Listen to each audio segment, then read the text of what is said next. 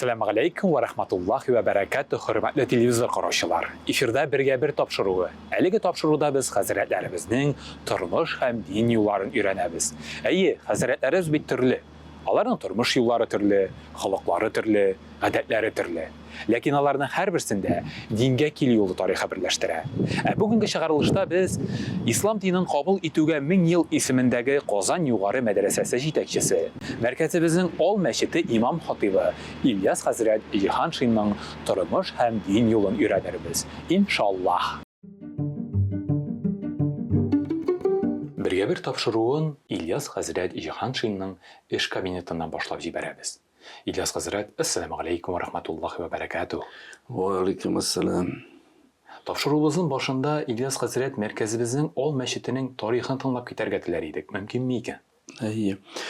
Şimdi mine biz bugünkü günde siz bulgan bu məşid Qozanımızda tarihi məşidlərimizdən bulgan Ol Məşid deyimiz indi.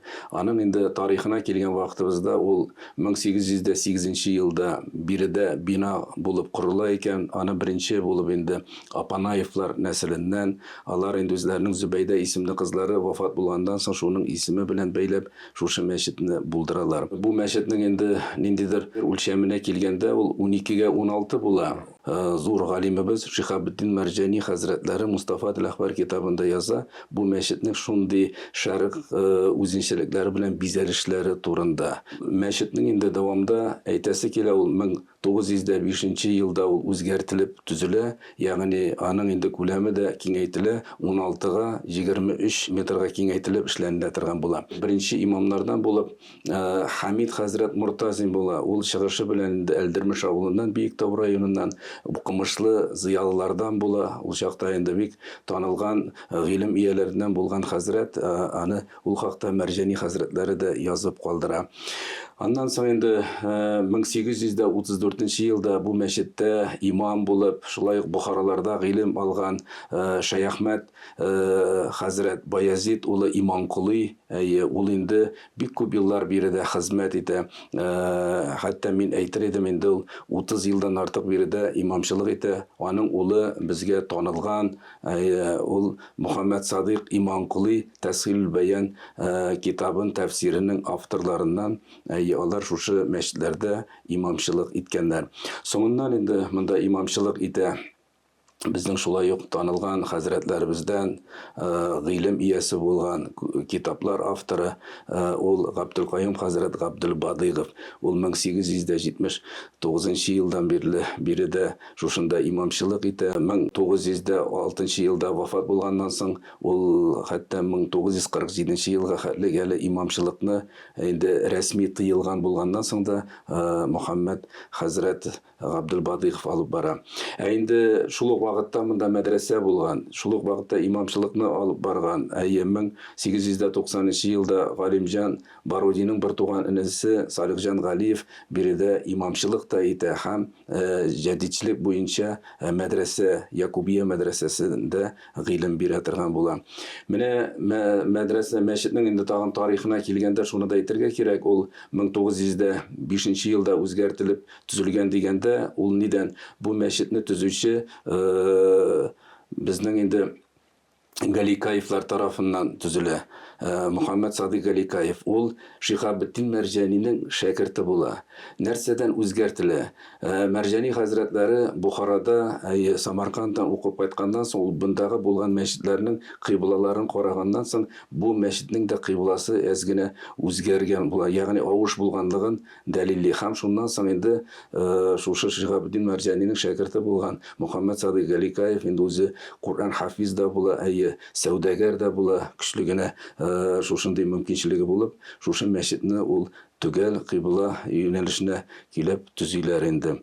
Mene kıskaçağını etkende şul da, soğundan indi ol Sovet çırında, yani 1922 yılda anın indi manarasın kiseler bizge indi, anarga bizge qaytarıp birgen şikarlık ol 1998 yılga hali ol türlü vazifalarını ötegen, mında indi sanatori profilaktori bulup turdu öz vaqtında, hem 1998 елда безгә кайтарылып бирелгәннән соң, монда ислам динен кабул итә 1000 еллык исемендәге мәдрәсә Кабан арты мәчетеннән бирегә күчте.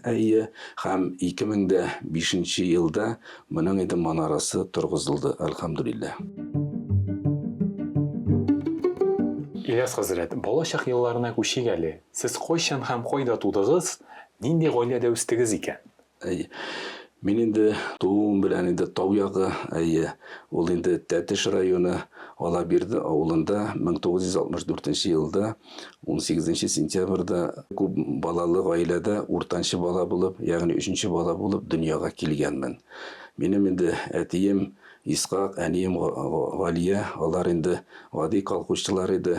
Безгә инде мөмкин кадәр дини тәрбияне без әбиләребездән, әбибез карамагында алган булсак, Аллаһның рәхмәте менә туым белән инде мин үзем һәр вакытта горурланам. Әлхәмдүлилләх, безнең авылыбыз дини булды һәр вакытта да. Хәзрәт, сез кичкенә вакытта нинди бала идегез?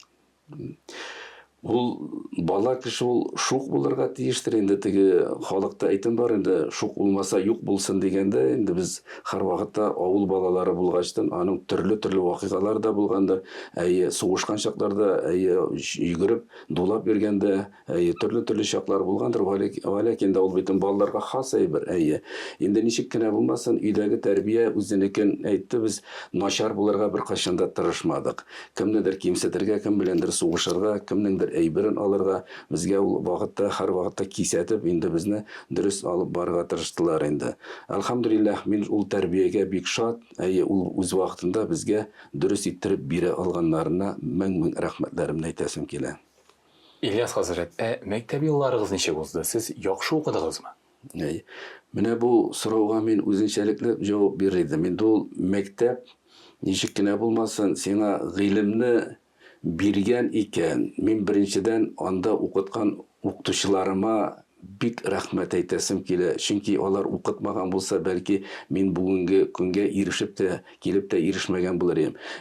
Алар безгә инде гыйлем биргәннәр, теге яхшы бишлегәме укыганмы? Без һәр вакытта уртачылыкны минем әтиемнең әйткән сүзе бар иде. Алдан бармагыз, артка калмагыз диде. Без инде һәр вакытта урталыкта булырга тырыштык. Әлхәмдүлилләх, аның нәтиҗәсе дә бар дип уйлыйм.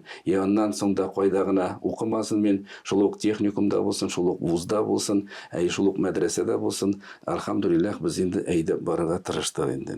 Ильяс хәзрәт, бала чакта Ильяс дигән кичкенә малайның бүгенге көндә Казан югары мәдрәсәсенең җитәкчесе булырга, мәркәзебезнең бер мәчетенең имам хатибы булу турында нинди дә булса гомумән хыялы мөмкинлеге бар идеме?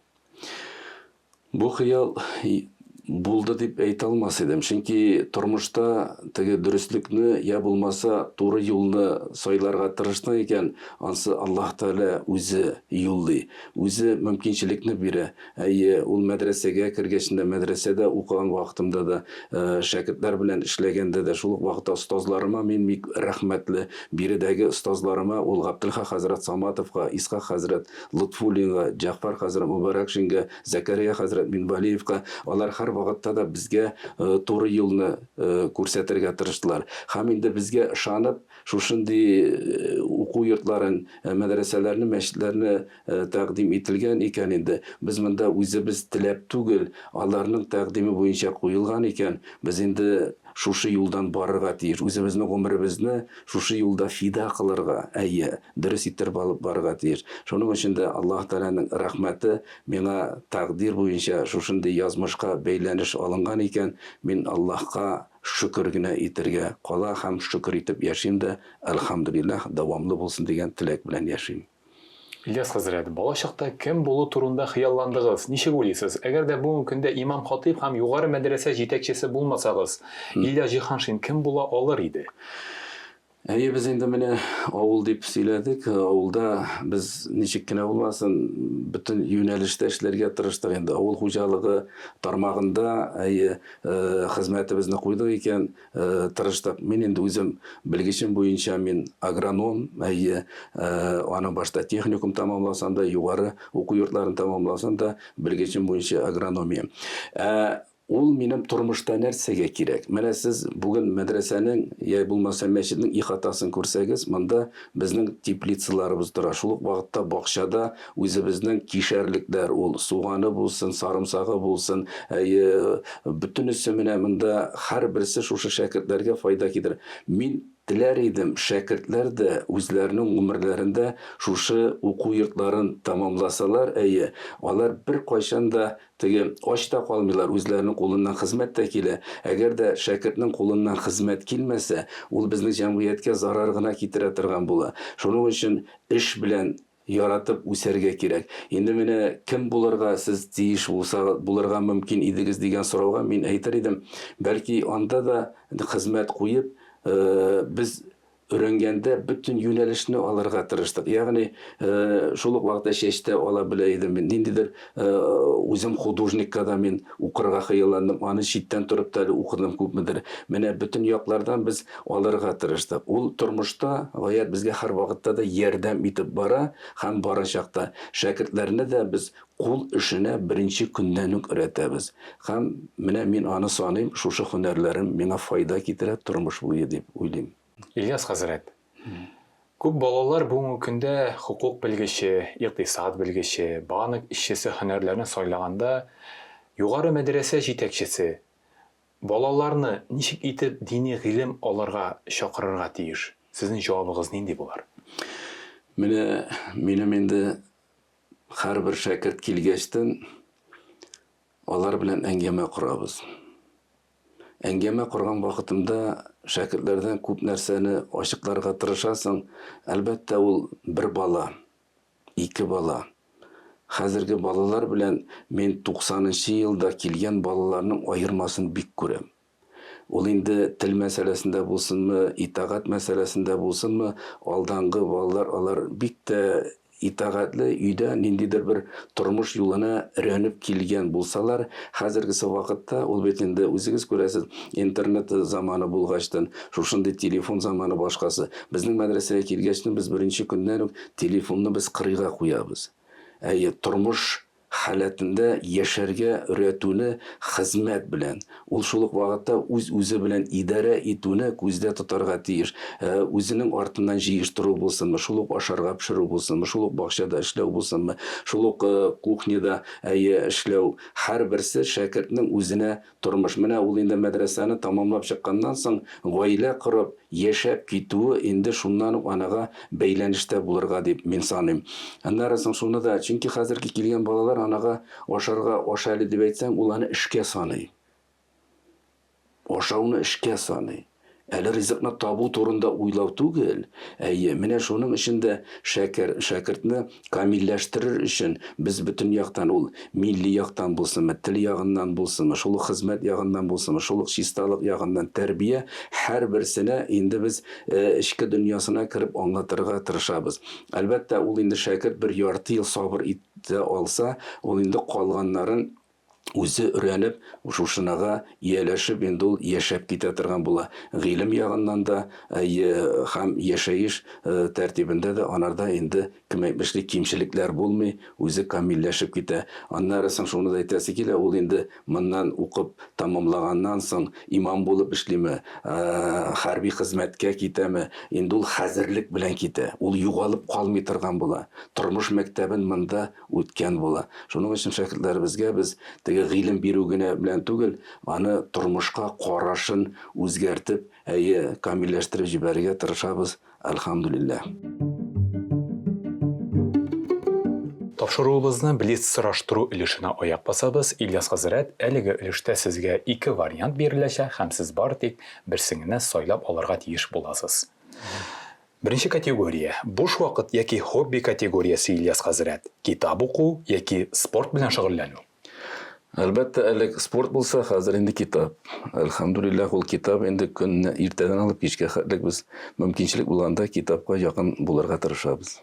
Икенче категория – хәрәкәт итү төре, велосипедта йөрү яки машина йөртү. Ильяс хәзрәт, инде безне теге вакыт белән бәйле булганда, ул велосипед белән җөрсәң файдасы күбрәктер инде, ләкин инде без инде машина йөртү белән мәшгуль. Гаилә категориясе. Үзең уңышка ирешү яки балаңның уңышка ирешкәнен күрү. Ильяс хәзрәт, Әлбәттә, ул үзең инде ирешкәне, тырышканын күренә, ләкин дә балаларның да шулай дәвамлы булуын насыйп итсен дигән теләк. Амин. Гомер категориясе: яшь калу яки тәҗрибә туплау, Ильяс хәзрәт. Аллаһ Тәгаләнең хөкеменә беркайчан да каршы килеп булмый, шуның өчен мөмкин кадәр тәҗрибәгә бәйләнү кирәк. Гыйлем категориясе: остаз булу яки сәләтле шәкерт булу. Остаз булу үзенчәлекле инде ул, сәләтле шәкерт булып гомер вакый яшәсәң, мин анардан да яхшысын күрмим. Һәм финал категориясе, Ильяс хәзрәт: уңышлы бүген яки якты киләчәк. Әлбәттә, эшләгән эшләребезнең киләчәген, хәерлесен күрергә насыйп булсын дигән теләк белән яшибез. Бергә бер тапшыруын дәвам итәбез. Исегезгә төшерәм, без бүген ислам динен кабул итүгә 1000 ел исемендәге Казан югары мәдрәсә җитәкчесе, мәркәзебезнең Ал мәчете имам хатибы Ильяс хәзрәт Җиһаншинның тормыш һәм дин юлын өйрәнәбез. Һәм без Ал мәчетнең намаз залына күчтек. Димәк, Ильяс хәзрәт, сезнең дин юлын өйрәнер мизгелләр килеп җитте. Рөхсәт итсәгез, беренче сорауны биреп узар идем. Кайсы мизгелдә дин юлына килергә уйладыгыз, Ильяс хәзрәт? Килү юлыгыз озын булдымы, әллә һич көтмәгәндә дин вәкиле булдыгыз да куйдыгызмы? Инде менә шуны әйтәсе килә, без инде үзебез авылда туып үскән балалар буларак, безнең гаиләдә дини төсмер һәр вакытта яшәп килгән иде. Менә безнең әбиебез, ул инде намаз әһле буларак, минем ике әбием дә, әлхәмдүлилләһ, алардан кичкенәдән ул бисмилла дигән сүзләрне, кәлимәләрне безгә һәр вакытта алар төшендереп бардылар. Иртә торсак та, укырга барганда да, өйдә эшләгәндә дә, имтихан биргәндә дә һәр вакытта шуның өчен намаз безнең өебездә саклана килде. Инде менә шуннан соң инде без барыбер Совет мәктәбен үткән кешеләр буларак, шулай ук мәктәптә укыган, шул ук вакытта авыл хуҗалыгы техникумында укып, соңыннан инде авыл хуҗалыгы институтында да укып, без барыбер гомер буе дип әйтәбез, әлегә хәтлек безне менә шул әбиләребезнең әсәре бүгенгесе көнгә хәтлек дәвам итеп килә. Инде дини юнәлешкә килгән вакытыбызда, инде хәрби хезмәтләрдән кайтканнан соң шул ук вакытта институтка да кереп, аннан соң инде эшләү дәврендә мин инде үзем туып үсүем белән әйтәсем килә, Тау ягы, Тәтеш районы, Алабирде авылында. Шул ук вакытта менә шушы туымнан инде мин һәр вакытта авылыма үзем мөхәббәтле булып яшәргә тырышам. Чөнки нәрсә генә дисәк тә, исеме белән үк үзегез белеп торасыз, Алабирде дигән авыл дигәчтән, аның безнең исеме безгә дә туры килә торгандыр. Дәвамда инде менә 80нче елларның ахыры әйтәсем килә, шул ук вакытта үзгәреш чоры башланды, яңарыш чоры башланганда, әле ул вакытта мин Ульян шәһәрендә авиазаводта хезмәт итә идем инде. Беренчеләрдән яшьләр белән инде без шушы дини юнәлешне күздә тотып, укытуны оештырып булмасмы дип хәзрәтләр эзләгәннән соң, аннан соң инде шул башлангычын башлап, беренче намазга басып, уразалар тота башлагач, 90нчы елларның башы инде әле Уфа шәһәренә барып, Талгат хәзрәт Таҗетдин ул вакытта безгә чакырулар җибәреп, анда барып имтиханнар биреп, мәдрәсәләргә керү нияте белән безнең эшебез шуннан башланып китте. Имтиханнар тапшыргандан соң инде без Казанда беренче ачылган шушы ислам динен кабул итүгә 1000 ел исемендәге мәдрәсәгә шәкерт булып килә алдык. Һәм инде шушында гыйлем алып, шушында укыту эшләре буенча җитәкчелек итеп, һәм соңыннан инде 1996 елдан бирле шушы мәдрәсәдә җитәкчелек итәм. Әлхәмдүлилләһ, менә шушы турыда әйтәсе килдем. Ильяс хәзрәт, имам хатибның гаилә хәле дә кызык безнең тамашачыларыбызга. Сезнең гаилә хәлегез нинди икән? Сез гаиләдә нинди ирхәмәт, Ильяс хәзрәт? Хәләл җефетем Наилә ханым белән инде без 1993 елда гаилә курып җибәргән идек. Үзебезнең шулай ике балабыз, әлхәмдүлилләһ, Мөхәммәд Гали белән Ислам Нур, менә алар да инде үсеп җиттеләр.